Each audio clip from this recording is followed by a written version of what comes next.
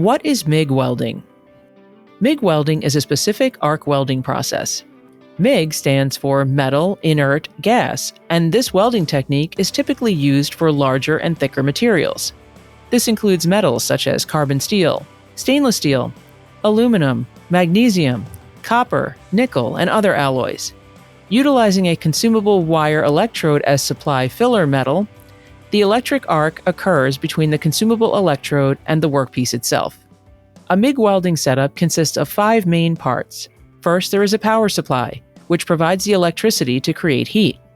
Second is a consumable electrode, which supplies filler metal. Third is a wire feed unit, and as its name implies, this feeds the wire from the pool to the weld joint. Fourth is a welding gun or handle, which has a trigger that allows the welder to control the wire feeder. The fifth and final part is a shielding gas. This provides protection for the weld from air. The process of MIG welding works as follows. The consumable wire is continually fed through the handle of the spool gun, which the welder controls with the trigger.